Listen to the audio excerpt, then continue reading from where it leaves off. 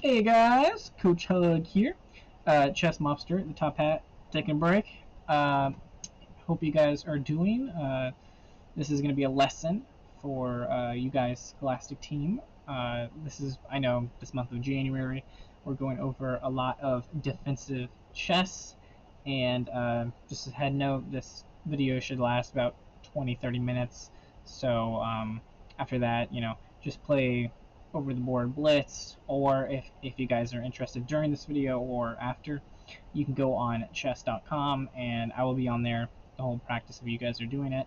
And if you guys want to send me a challenge over that interface, or send me a game to go over and I'll analyze during that time, I will do that. I think this is a really fun game out of the 3 games that we've gone over.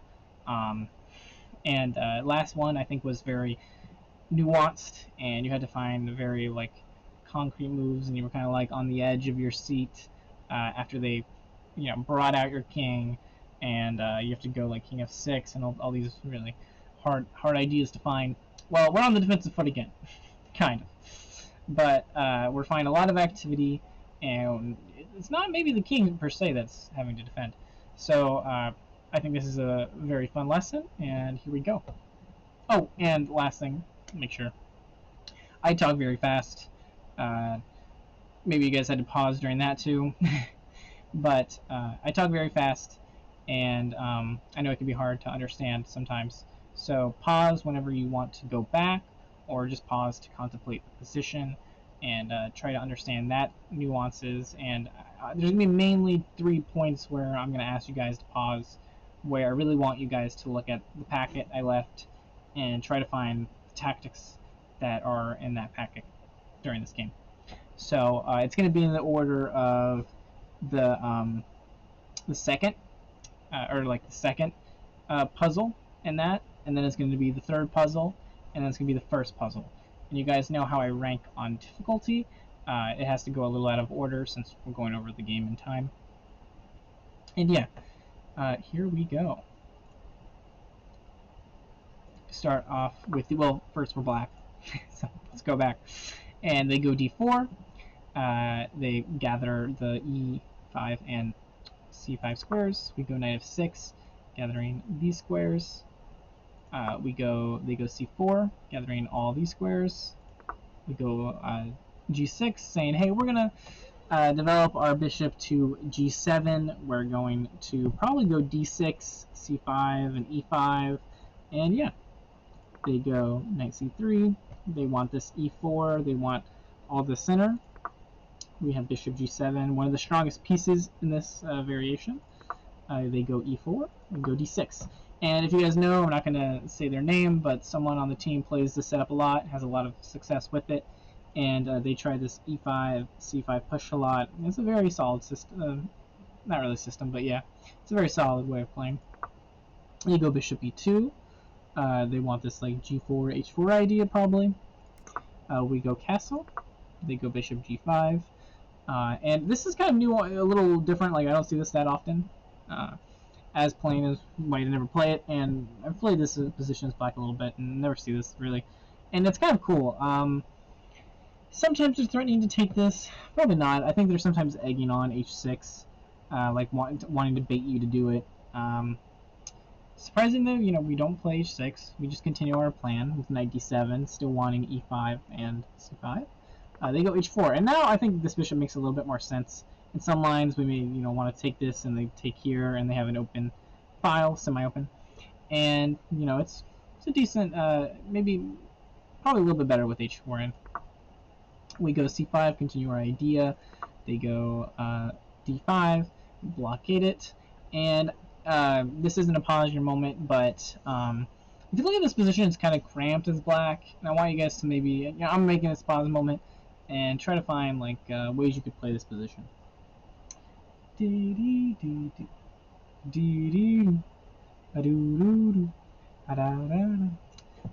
that's my waiting music. We go b5, and it's kind of crazy. Maybe we could have gone e6 and allowed bishop here. Try some crazy stuff. But this is even crazier. We go b5, and it's very cool. Let's look at it just from one angle first. If they go knight take, we go knight take e4. We gather our pawn back. You know, and what do they really do? I mean, we have such wide open coverage, and you know, we just basically won a clear pawn with better activity. And let's say, okay, but coach, why can't they just after we go b5, they just take here, we take, and then they go knight? We still have the same idea, right? So now we only really look at variations where they take with the pawn, and that's pretty much all we look at now. And I think there's many ways you could play this now. I think you can go queen a5. I think you can go knight b6. I think you go rook b8. They go a6, which is a kind of a common way in this, saying, you know, we're going to give you another pawn, but we're going to get back, and these two pawns are going to be weak. We're going to bring our rooks here. These are just some of the middle game ideas, and they don't take. I kind of like they want to solidify the pawn. We now go queen a5, and this is a common idea in these structures. You want to kind of activate your queen. You kind of want to apply pressure here, and let's say they did a throwaway move. Let's say they did like g3. I don't know why they would ever go g3. We're basically winning already. I bet it even says it after knight x4. Like, probably gives us something crazy. Yeah, right. And the reason why is there's so much pressure on this piece, and really they would have to go something like d2, and we would probably go knight takes c3, is my guess. Right? Yeah, knight takes c3, and we would basically be up a pawn. I mean, we would just be up a clear pawn. And guys, why can they never go queen d2 to defend this? Because free rook. And we're going to see a lot of free rooks in this game. So yeah, that is one way of going about it. So they don't just go g3, they go back to bishop d2, saying, okay, you know what, I'm going to have discoveries open to attack a queen. And they go queen b4. And I thought this was interesting. I probably should have paused here too, if you guys wanted to. There's actually a lot of cool moves you can do in this position. I thought knight e5 was really cool, because if you go knight e5, and let's say they go they go kind of a little overextension, and they go f4, I can go knight eg4, and I'm defending this with a knight and a bishop, and it's kind of like very wide open for white now. So, or let's say I don't go knight e5, I could also just relieve the tension a little bit now, and they can never take. Why, guys? Another free rook, and yeah. So a lot of different moves you could do here, but it goes before. And I don't think I would have played this per se, because you're kind of unleashing pressure on this. But you're also, you know, you're applying pressure to both these central squares, and so then they defend. They defend both. And then I'm like, okay, I'll release the tension. And again, guys, why can they not take with the pawn? Because here. And yeah. So we take on a b5, and they take with the bishop. And here, I was like a little scared as black again, because I'm like, I was really scared of knight d1, but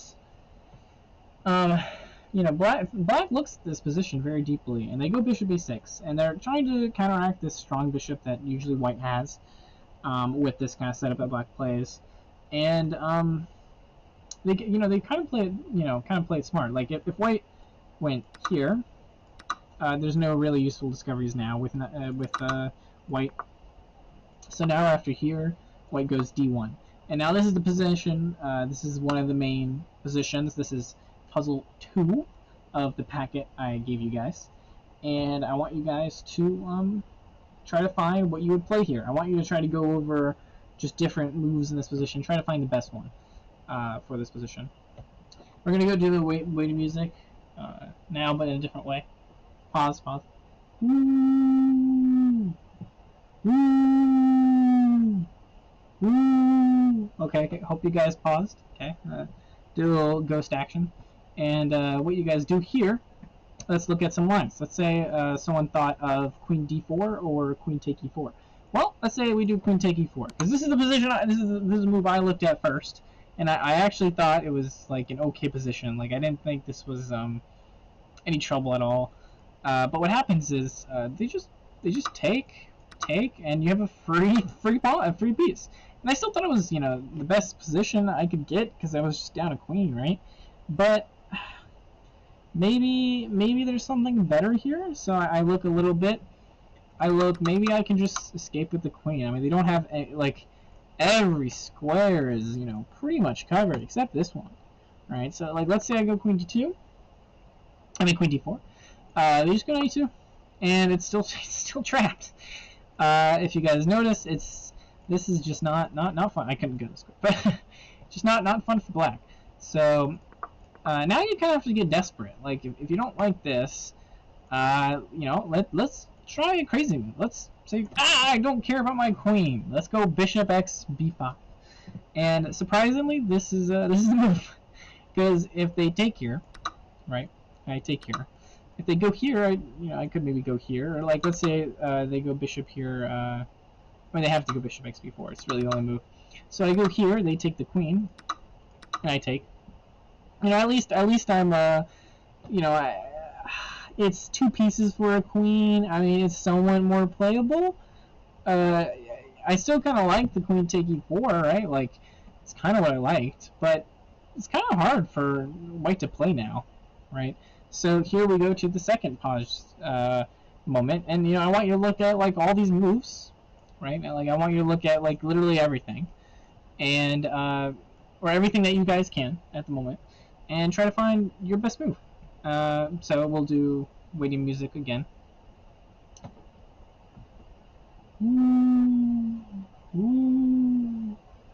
And then yeah, let's go over some. Let's go over knight e2. We just go knight c5. I mean, they can't ever really take, right? I mean, I don't think they can. And I just have like a nice rook. And yeah, it's just not good.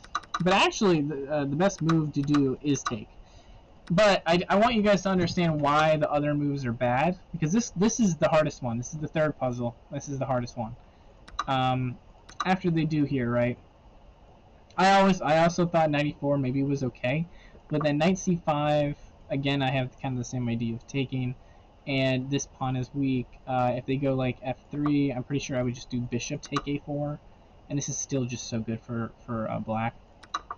And so it's really hard to find moves as black here, and that's why white has to say, okay, this bishop is kind of a monster. And sometimes when you're getting like counterattacked, you know, you have to sometimes give material back. So they do axb5, I do rook take, and they're still up material, right? They're like, I have two pieces in a rook, they have a queen, and yeah, a bishop and a pawn for that. So they're up like 2 points of material, as we see here. But at least black, this is like, if we go all the way back from that position, this is definitely an easier position to play than just a down a full piece, if we look at it now, right? So now we go into this position, and you know, I'm gonna just play like a simple move as white. Like I'm just gonna play what it says. It's just gonna play knight f3, and this is still good for white. I mean, if we look at it, this is not like, let's say we look at the eval, this is still very good for white. Hey guys, just cut out there a little bit, but yeah. So we're looking at this with the eval, right? They go knight f3, we go knight c5. But if we're looking at the eval a little bit, like, this actually wasn't that, you know, bad of a game from anyone. It was honestly amazing from both of them. But if you like look at it from black, it'd be very hard to play this, because it almost, like, I would say, if I look at this without an engine, like, I would think black is losing, like, at this point, right? But I'm only down 1 point, and considerably in a lot of time controls, and really at a lot of ratings. Like, maybe if we were 2300 plus, and it was like a classical game, you know, yada yada yada. But even then, like, this is still very hard to play, I think, classical for much anyone. So, and it's very good to play, I think, as either. And it's very shocking to see that black is just doing decent here, and they find really good play. And I don't want to go too far here with the eval, because now we're almost at our final puzzle, and we get here with knight f3, and this is, again, we're really enjoying our position as white. We get some, I think, needed play. We do go knight c5. I don't think we're ever really trying to go b3, but we're trying to restrict squares from the queen. I think it's, you know, we're hitting this, so we're going to get a pawn back, and we'll be even closer in material. And they kind of play like a simple move. They play knight d2. And it's very hard, again, to find moves, but they want to just defend their pawn. They want to be up clear material even more. This actually is the final puzzle, and this loses them the game. And I want you guys to try to find the tactic. Last tactic, guys.